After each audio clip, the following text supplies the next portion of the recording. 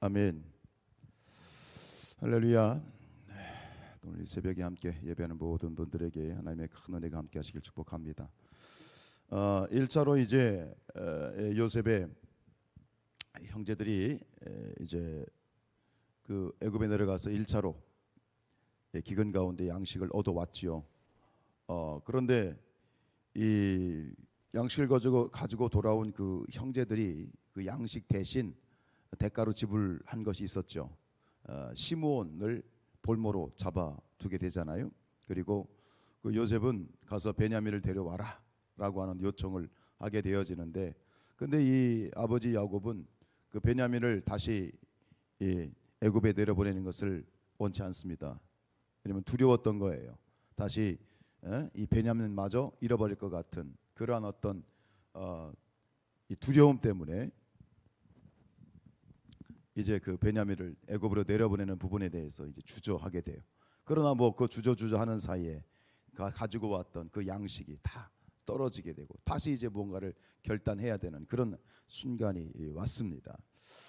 이제 그 야곱이 결단을 해야만 되는데, 그래서 결국 주저하던 그 마음을 이제 추스리고 결국 결단하죠. 오늘 14절에 보면 이렇게 얘기합니다. 전능하신 하나님께서 그 사람 앞에서 너에게 은혜를 베푸사 그 사람으로 너희의 다른 형제와 베냐민을 돌려보내게 하시기를 원하노라 하면서 이렇게 얘기합니다. 내가 자식을 잃게 되면 이르리로다. 자식을 잃게 되면 이르리로다. 이 야곱의 이야기가 우리에게 울리는 울림이 굉장히 큽니다. 이 야곱이 결단을 내리는 것이 굉장히 힘들었죠. 양식이 떨어졌기 때문에 뭐 그런 부분도 있겠지만 이 야곱이 결단을 내리기 전에 또 한 사람의 그런 작은 결단이 있었습니다. 그것은 바로 아들 유다의 결단이죠. 아버지가 결단하는 것을 주저하게 될 때에 유다가 먼저 아버지에게 자신의 결단을 이야기합니다. 유다가 야곱에게 베냐민의 이 동행을 요청하면서 만일 베냐민이 잘못되면 자기가 책임을 지겠다라고 하는 그런 자기가 그런 책임을 지겠다는 결단의 이야기를 하죠. 9절에 보면 그런 얘기를 합니다. 내가 영원히 죄를 지리이다. 내가 영원히 죄를 지리이다. 내가 책임지겠습니다. 아버지, 제가 책임지겠습니다. 결단하십시오. 이렇게 요청을 하게 되는 것이죠. 결국 유다의 결단이 야곱의 마음을 움직였습니다. 여기서 이제 유다의 결단 그리고 그 이어지는 야곱의 결단, 두 사람의 결단을 보면서 오늘 우리의 모습을 살펴볼 수 있는 것은 뭐냐면, 이 시대 가운데 무엇이 선한 길인지를 알면서, 심지어 무엇이 하나님의 뜻인지를 알면서도 그것에 대해서 결단을 내리지 못하는, 그리고 책임을 희생하려고 하는 그런 사람들이 참 많지 않습니다. 책임을 회피하려고 그러고 어려운 일을 굳이 감당하지 않으려고 하는 것이 오늘 이 시대의 우리들의 문제 중에 하나인 것 같습니다. 성경이 우리에게 얘기하는 것은 고린도전서 10장 24절 말씀에 누구든지 자기의 유익을 구하지 말고 남의 유익을 구하라. 네, 이것이 하나님의 뜻입니다. 자신의 유익을 구하는 것이 아니라 남의 유익을 구할 줄 아는 것, 이것이 성도의 본분이고 이것이 그리스도인의 삶의 자세인 것이죠. 세상이 온통 자기의 이익과 자기의 유익만을 구하는 그런 어떤 이기주의에 빠져 있다면, 우리 하나님을 믿는 그리스도인들은 그런 세상 가운데에서 남의 유익을 구할 줄 알고 자신을 희생할 줄 아는 것이 그리스도인의 삶이라고 하는 것이지요. 이것이 바로 오늘 이 시대 가운데 필요한 우리 성도들의 자세이고 또 신앙의 용기가 아니겠는가. 또 용기가 필요한 거예요. 자기가 희생을 한다. 희생이라는 것도 자기 마음대로 되는 게 아니에요. 용기가 필요한 거지. 용기가 있는 자가 희생할 줄 아는 것이지. 근데 그 용기를 가진 자를 통해서 하나님께서는 역사하십니다. 그 용기를 가진 자를 통해서 하나님의 당신의 뜻을 이루어 가실 뿐만 아니라 그가 속한 공동체, 그가 속한 가정, 그가 속한 교회를 축복하시는 거죠.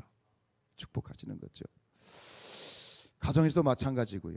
오늘 야곱은 결단합니다. 내가 자식을 잃게 되면 이르리라.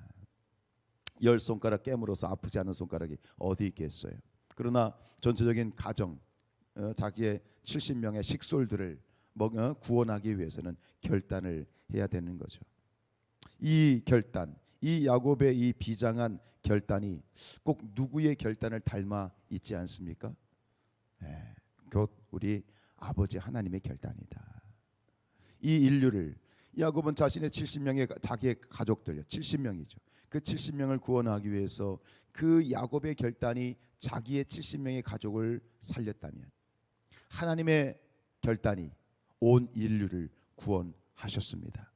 예수님의 결단이 있었기 때문에 오늘 우리가 이렇게 살아서 영생을 사모할 수 있고 천국 백성이 된 줄로 믿습니다. 한 사람의 결단이 이 한 사람의 결단, 우리 하나님의 결단이 있었기 때문이다. 우리가 잘 아는 말씀 요한복음 3장 16절 하나님이 세상을 이처럼 사랑하사 독생자를 주셨으니 이는 저를 믿는 자마다 멸망치 않고 영생을 얻게 하려 하심이라. 하나님이 사랑하사 독생자를 주셨다. 하나님이 이처럼 사랑했다. 이 사랑에는 뭐가 필요하다? 결단이 필요하다. 사랑하려면 결단해야 돼. 포기할 것을 포기하고 희생할 것은 희생하고 나의 결단, 사랑이란 이면에는 분명히 결단이 존재하는 것이다. 하나님의 결단이 인류를 구원하셨고 야곱의 결단이 그의 가문을 구원했다라고 하는 것이죠. 여러분 오늘 혹시 우리 가운데 누군가의 결단을 통해서 지금 여러분과 또 저의 그리고 우리 가운데 있는 누군가의 결단을 통해서 하나님의 뜻이 이루어질 것입니다. 그리고 하나님께서는 누군가에게 결단을 지금도 요구하고 계신 줄 모르겠습니다. 여러분 이 야곱이 만약에 결정을 하지 못했다면 어떤 일이 벌어졌을까요? 결과적으로 야곱이 결단을 했기 때문에 누구를 만났어요? 요셉을 만난 거예요. 죽었다고 생각했던 요셉을 다시 만나게 된 거예요. 지금 결단은 그 아픈 일이고 힘든 일이지만 그러니까 분명한 것은 우리가 하나님의 뜻 가운데 결단하게 될 때 우리가 상상하지 못했던 크고 비밀한 놀라운 축복을 우리가 분명히 경험하게 되고 그 축복이 우리의 것이 될 줄로 믿습니다. 결단이 필요하다면 오늘 이 새벽에 기도하십시오. 하나님 결단할 수 있는 믿음을 주시고 어떻게 결단해야 될지 그 길을 보여 주옵소서. 하나님이 함께 하실 줄로 믿습니다. 자, 이 야곱의 결단을 통해서 이제 요셉이 형들이 다시 이제 베냐민을 데리고 이제 애굽으로 내려가게 됩니다. 2차 방문이지요.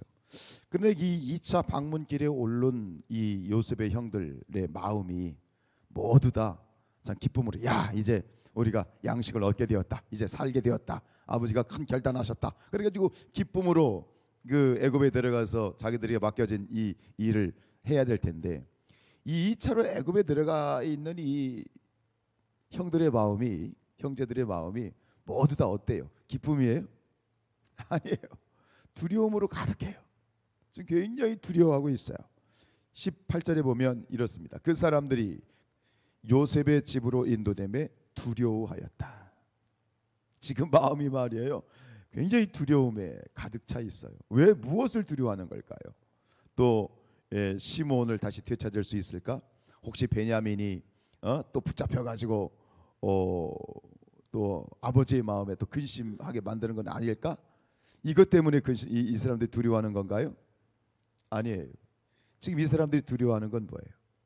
자신들이 저질렀던 죄야. 자신들이 과거에 저질렀던 그 요셉 동생을 팔아넘겼던 자신들의 악행 그리고 그 악행으로 말미암아 자신들이 심판을 받을 것 같은 그런 두려움이 지금 그들을 엄습하고 있어요.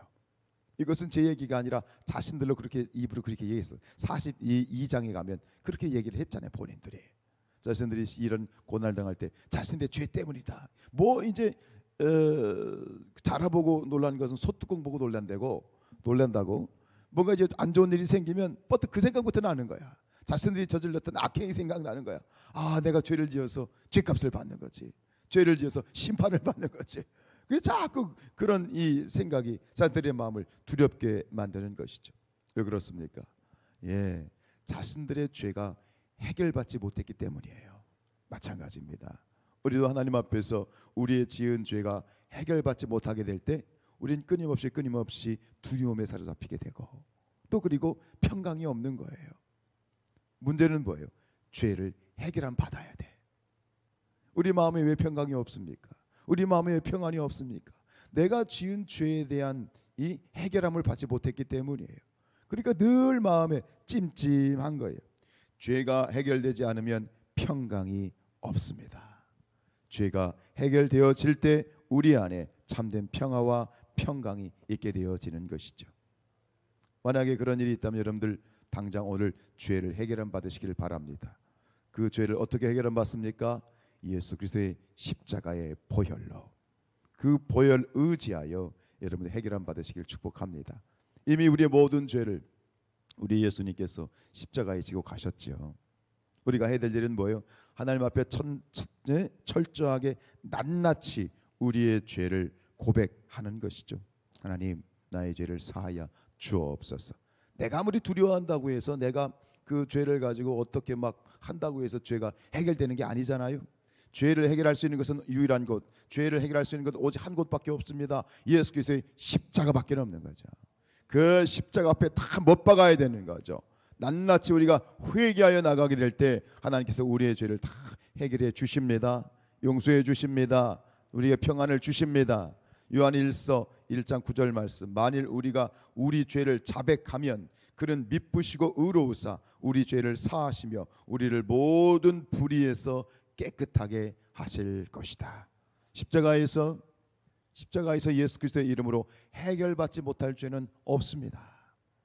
십자가의 공로를, 그 복음을 믿으십니까?